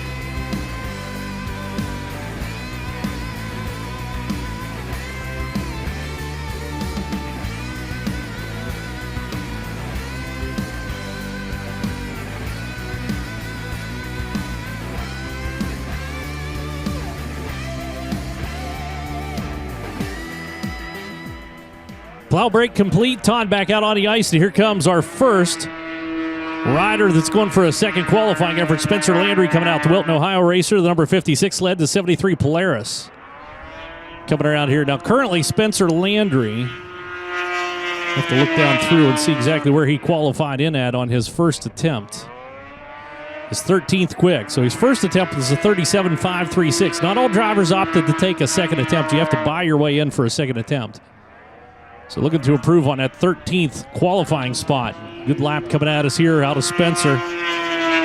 Second qualifying effort opens with a 19.445, 19.445. And again was 14th quick with the 37.673 combined time, the first effort that he made on his Polaris. So Spencer looking for improvement here on this second attempt.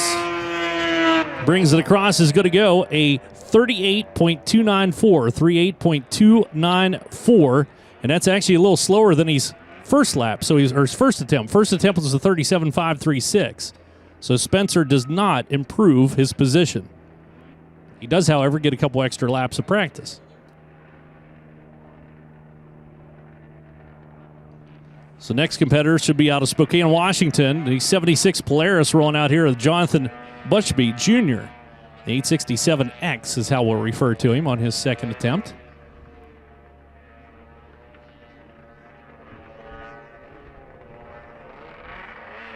He was 28th quick on his first effort, a 39.329, 39.329.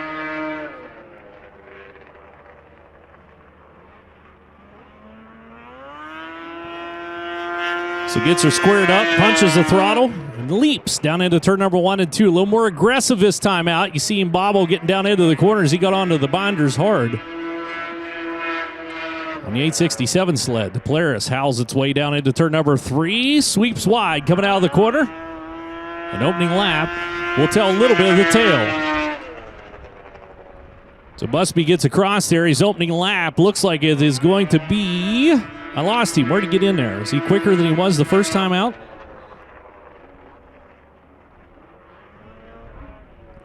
Second effort, slides it, gets a little loose coming out turn number 4. And Busby's going to go a 39.329, 39.329. That was his first effort. So he is 20th quick on his second effort, so did improve considerably on his second attempt, 38.420, 38.420 for Busby, so able to go 20th quick on the field for the 867 sled.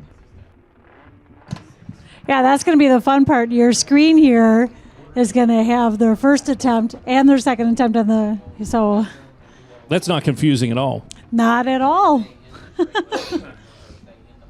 So here we go. Now, if he would have actually won 38.329 twice in a row, that'd be scary. That would be scary. 39.207 was the best effort for Gavin Mlaskotch. And I already forgot what I said. I'm trying to write this down at the same time. I can't write, talk, and look. Okay, he was 39.207 in his first attempt. Okay, so this is 73 Yamaha coming out here, Willow River, Minnesota racer on the 5MX, I believe is how he's being scored this time. He's coming around here for lap number 1. Good tight exit coming out turn number 4, and he's going to go an 18.342, 18.342 on his opening lap.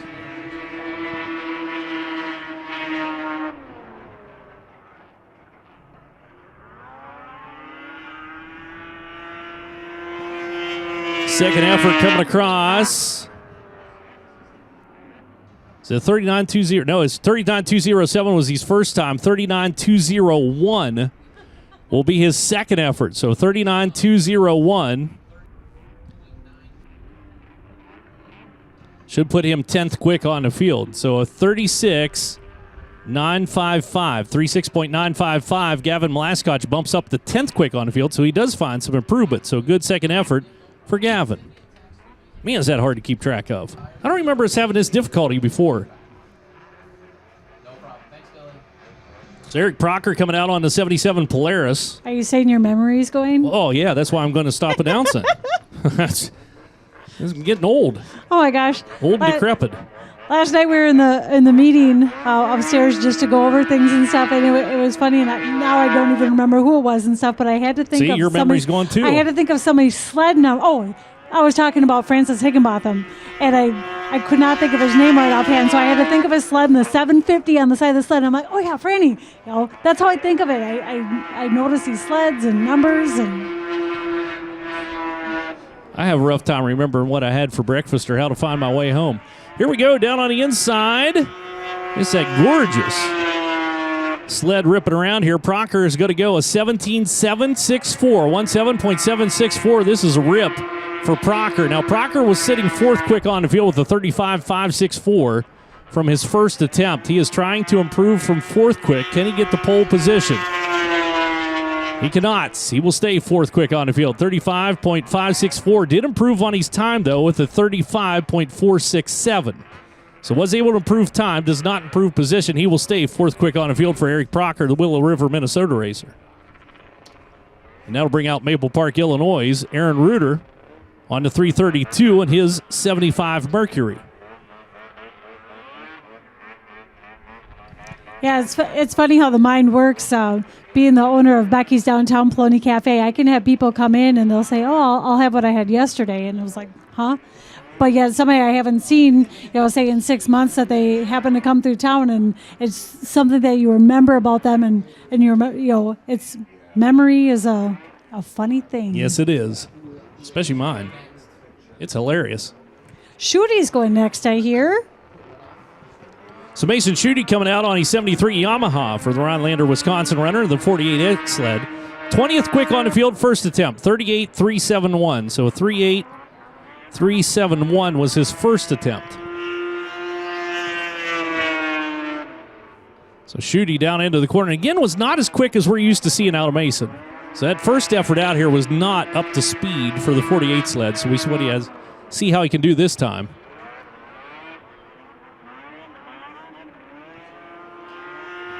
Chatters out of turn number 4, brings it across. Lap number 1 is going to be an 18.875, 18.875. I don't think we're going to see a lot of improvement for 48 sled. So 38.371, the combined time to beat for Mason Schutte. Second effort coming across. Combined time 37.474. He does improve, so 37.474 should take him up to about the number 14 spot, if I'm not mistaken, and I might be. I was right. Holy crap, somebody write that down on the calendar. Chet was right. 19. Probably should carve it in stone because it's not going to change. Okay, got it. Next qualifier coming out. Now we lost, or didn't lose, but Aaron Reuter didn't make his call there on his second attempt. That could be costly. We'll find out, yeah, and we'll see who's going to come out here, if this is Will Garceau or not.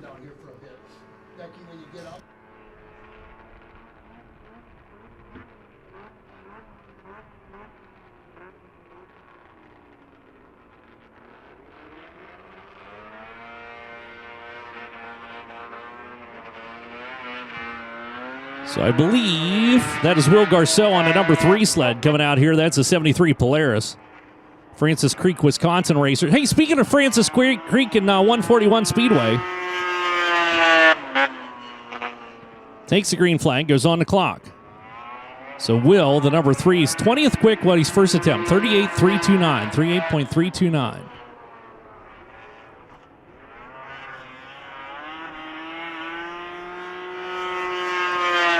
Opening lap is going to be an 18.064, 18.064 for Garceau on the number 3.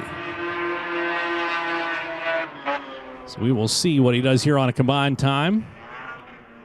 Ooh, cost him a little time down turn number 3 and 4. You saw a little hesitation right there at the apex of the corner. It looks like his combined time for the number 3 sled is going to go 6 quick, so does improve with a 36.221, 36.221. So Will Garceau slides into P6 for the number 3 sled. So good second qualifying effort.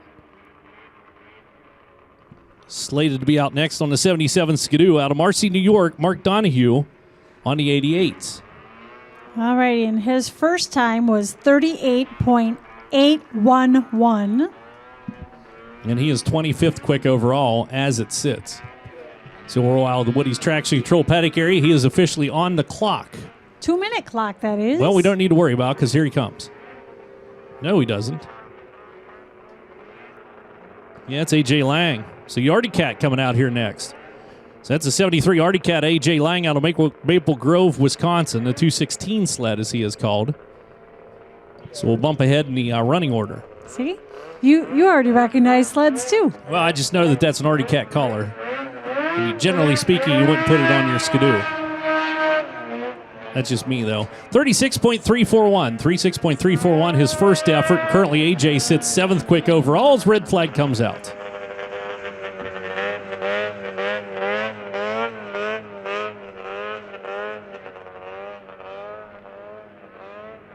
So it sounds like they didn't want him to come out early. He just saw that he was next in line, didn't realize that Mark Donahue was on the clock. So he came out onto the ice early, so he jumped ahead. They're going to pull him back off the ice, and he'll have to wait his turn in qualifying.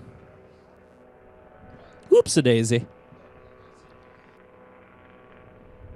So again, racing action starts tomorrow. You come out here and join us at the World Championship Derby Complex and eat all the fine food. Triggs. We had brats today, the world's best brat. We had those today. Love. It's coming up here for the food. When I come up here, I definitely leave heavier than whenever I got here.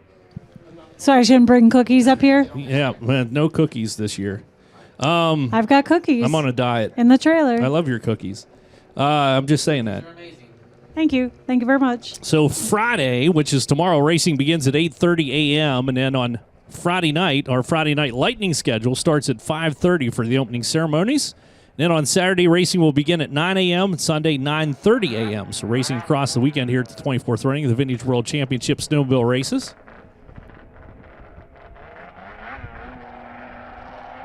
Also on Saturday, we'll be out of here in time. You can catch the Packers game. You can go down and hang out at the Riverstone Brewery. 6 p.m. to close on Saturday. Their kitchen's going to be open to serve all night down there, but you can take in the Packers, and I know you guys love your Packers up here. Z88 sled. Mark Donahue makes it out for the Barcy New York runner. Now got to find where he was again. He is down here 25th quick on the field, a 38.811, 38.811, and he is definitely quicker than he was the first time he was out on the ice. There's no doubt about it. Skips across the line. He is going to go a 19.394, 19.394 on his opening lap, and he is looking to improve from down at number 25 qualifying spot. We're going to find out. So he gives it to what for? Brings it across, and he will go a 38.755, 38.755. He improved on time, will not improve on position, however. He stays 25th quick on the field. So was quicker, just not quick enough to grab a spot. So now A.J. Lang gets to come out with the Artie Cat.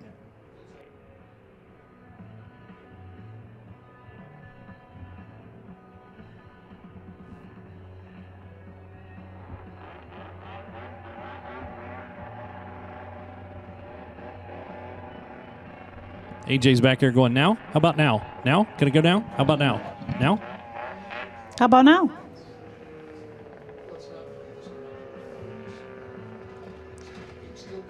Ski boots come off. Protect the nose carbines. Sounds like we got the infield PA system fired up. Apparently during the off season, which is 11 months out of the year, a squirrel or a mouse chewed through one of the cables down there, and the Legend's been working to repair things. So shout out to Legend George coming out here and making this all work, as it sits dormant for a tremendous part of the year. All right, AJ's first time out for his attempt was a 36.341 combined time. Let's see if he improves. We're going to find out. 36.341 had him 7th quick on the field for the 216 sleds. Here comes the opening lap for the Artie Cat.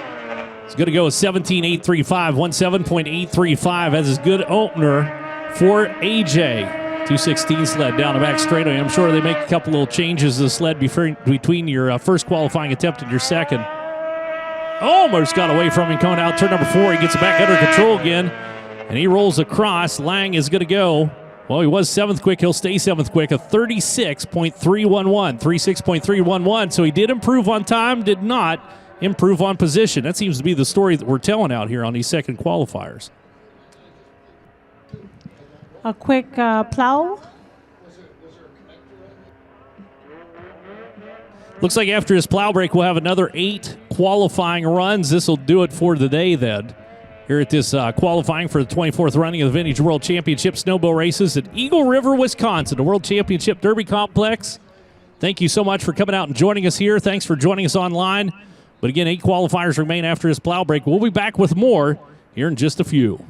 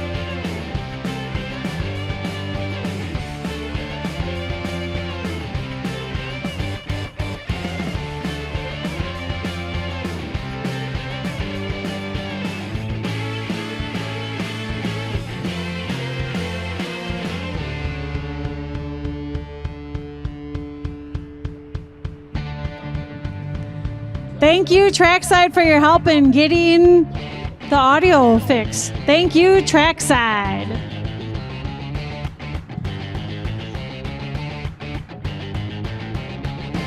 So we'll check them out down in the expo hall. Trackside is here, and they helped us get the audio going. So thank you to Trackside, and let's go check them out.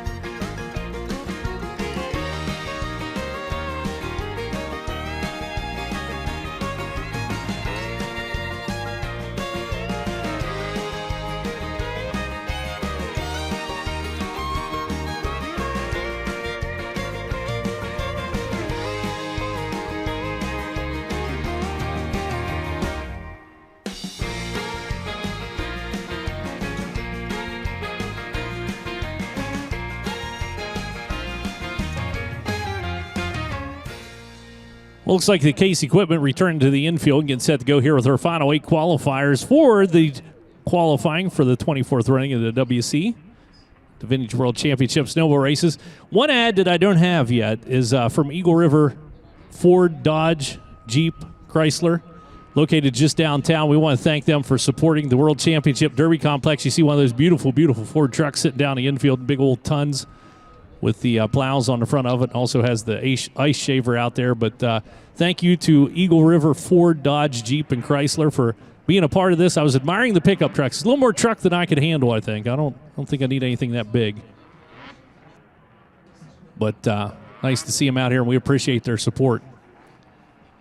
So we're just about set to go. A little touch-up down in the corner. We'll get down below the bales. So the bales are out on the ice to protect that low ice. We'll use that low ice a little bit later on in the weekend. And then whenever you come back here for the World Championship weekend next weekend with the more modern sleds, the infield will be pushed out a little bit. We'll keep them a little bit higher on the track, I believe, is the game plan going into this. I could be totally wrong, but they'll tell you more about that back in the paddock area if you ask them about it. But there is a plan for next weekend. But we have a lot of ice out here. They're making ice like crazy up here. We had good temperatures for ice making. We just didn't have a snowfall to open up the trails, and that's a little bit sad because that's one of my favorite things to do is come up here and ride snowmobiles, and obviously not able to do that this year or last year. But I'm sure the snow will come again.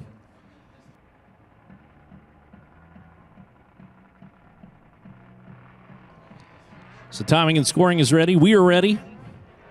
We will find out if Jeff Watson's ready. Princeton, Minnesota runner is going to be the next qualifier coming out on the ice with the Artie Cat, the 72 Artie Cat.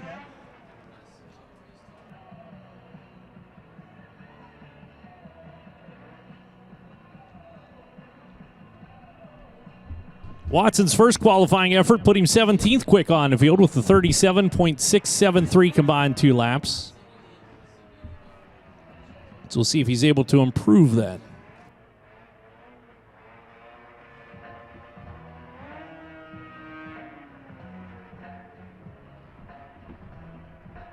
Also, for those of you out here sitting in the hot seats, I know you're getting tired of hearing the same little music loop thing I got going on. It's all royalty-free music because we are live on the socials. So we can't play copyrighted music to the social media. So I apologize for the repetition that you're having. We will not have that happen the remainder of the weekend whenever we start racing tomorrow at 8:30 a.m.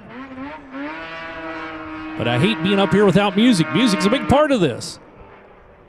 Here comes the music of not Jeff Watson. It's going to be Jeffrey Stockson, I believe, on the 715 sled. That's a 73 Yamaha. That is decidedly not an Artie Cat. And Stockson's going to slide out here as your next qualifier. 715 sled of Stockson had qualified 12th quick on the field with the 37.054, 37.054, his first qualifying effort. He'll take it across in lap number 1 in 18.866, 18.866. If you're looking for live timing yourself, you can find it with the Race Monitor app. Get that live timing, or on My Race Pass has the lineups and everything else. You can find all the entries up there. I don't know if they have Fantasy Racing fired up for this or not. That'd be cool if they did. Might have to check into that. Stockson goes to 37.054 was his first attempt. 37.993 was his second attempt. So he was quicker first time out. He will stay 12th quick on the field for the 715, so not able to improve his time.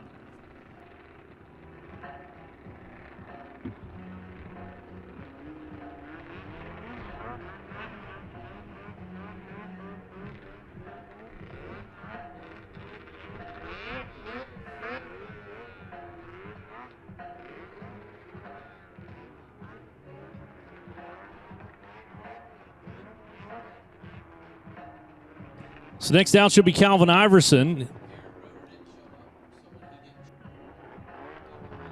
Leave a Wisconsin racer on a 27 sled. So Iverson, his first qualifying attempt was 18th quick on the field, a 38.019, 38.019 for Iverson on the 73 Polaris. Boy, that thing had a nice little rooster tail down the back straightaway, a little snap to it. So we'll snap it onto the front chute.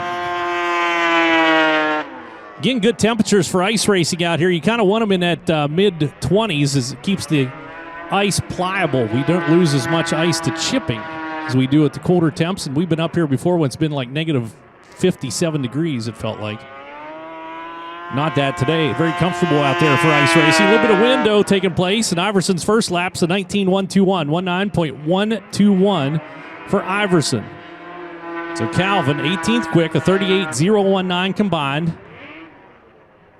Hustles it out of turn number 4, trying to get back to the throttle again. Sled working around underneath of him, and his second effort's going to be a 37.834, so he will improve in time, I believe.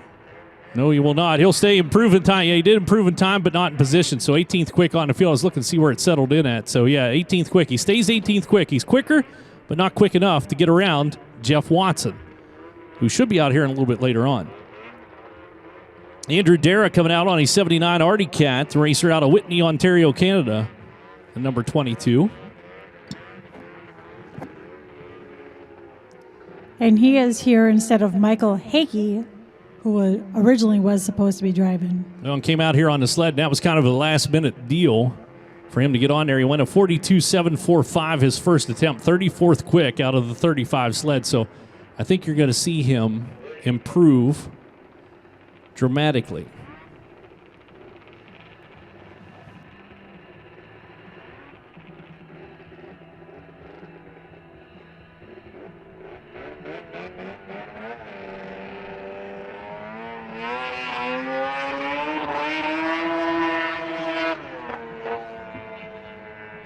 So 79 Artie Cat, long and sleek, prowls its way out onto the ice. See what it did there? I did.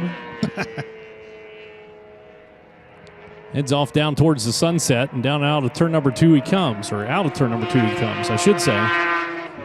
And again, he was 34th quick on his first attempt with the 42.745 as he tries to get comfortable on the Cat. And this lap already looks better than the first 2 that he turned. His opening lap is going to be a 19.343, 19.343. So 34th quick with a 42.745 combined. And just like the last time, he does keep it tight to that backstretch wall. Good looking arc coming out of turn number 4.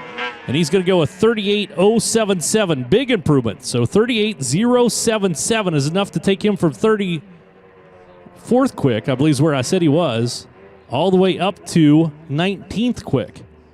So huge improvement for Andrew. Your defending champs coming out next on the 77 Skidoo. Won the Vintage World Championship last year for Jamie Burgoyes. Number 4 sled on the initial qualifying effort. I believe that this is a different sled that he's bringing out. What? He has a second attempt, but he's got 2 different sleds that he's attempting. And this is something that you talked about. He may not necessarily pick the faster sled.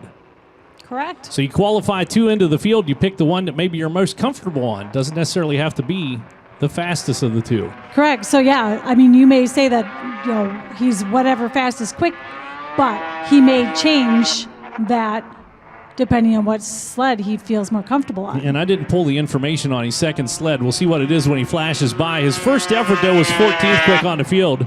That's a moto ski. Down into turn number 1 and 2, and boy, that thing is beautiful through the corner.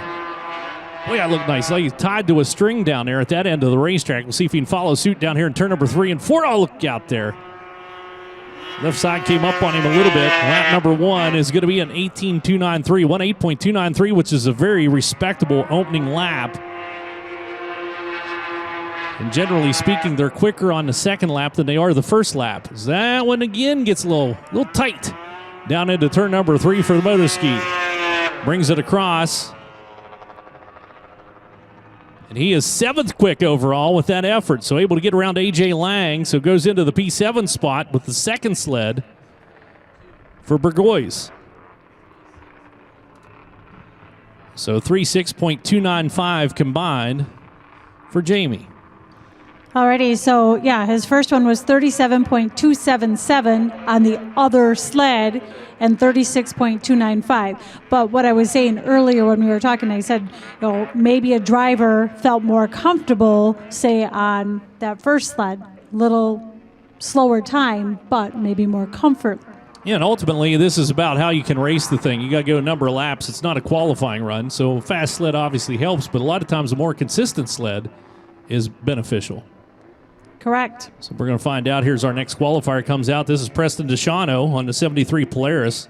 Number 16 sled, and he was scrolling down through. Looks like he was 28th quick on his first attempt with a 38.904, 38.904 for DeShano. So scoop the air down the front straightaway. I love those hoods that they put on them.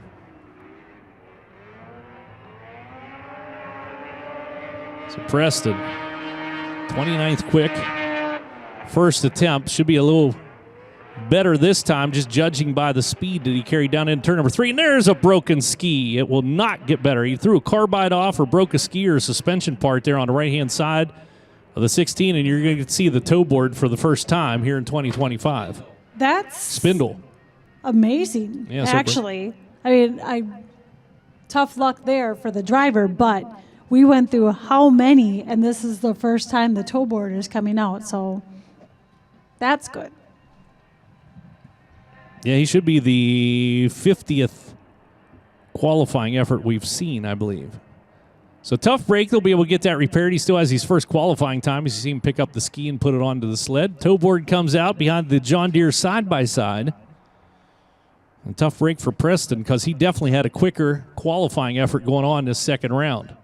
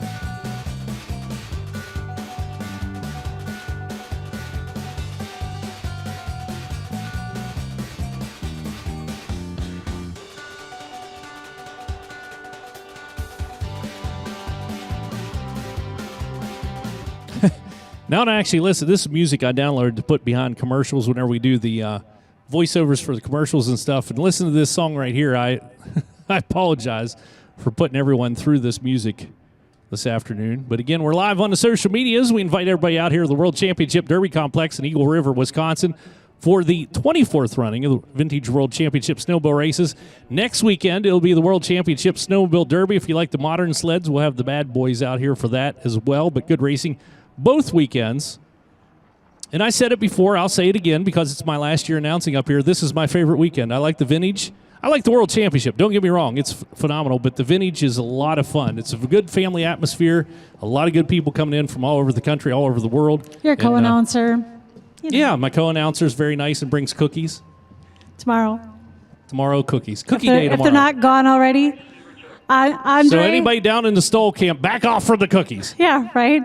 Andre was down visiting yesterday, and he didn't take any cookies, and he must have got word that they're good cookies and stuff. So when he came back through registration area today, he's like, yeah, I've been told that I need to go get cookies. So, yes. Yeah, I have molasses and chocolate chip, and I have some sugar cookies. That's what I have for lunch. Cutout cookies, frosted cutout cookies. That's if my granddaughter Kinsley hasn't eaten them all, because she has a few words that she can say that you can hear, and cookie is number one. Okay, when she comes into the cafe, one thing that mainly during Lent, there's usually one day that like the churches and stuff do punchkas. I do them all year through, and during Lenten season, so probably February 17th through April 20th, I'll do over 10,000 of them. But that's one of like the first words that she learned. Punchka? Yeah, she'll come into the cafe and she'll run up to me, she'll have me pick her up, and she'll look at the case and she'll say, punchka.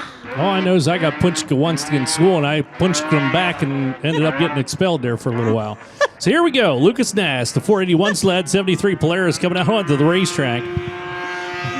was 10th quick on his first qualifying attempt, so 10th quick with a 36.905. 36.905. Punchke's way down the back straightaway into turn number 3 for lap number 1. That's going to be your word of It the is. I like that weekend, word. It's fun to say. Opening lap is going to be a 18.513. 18.513. Not bad. Not sure if he's going to be able to improve from where he's currently qualified 11th quick on the field, though. 36.905. He needs a really good second lap, and he might have it.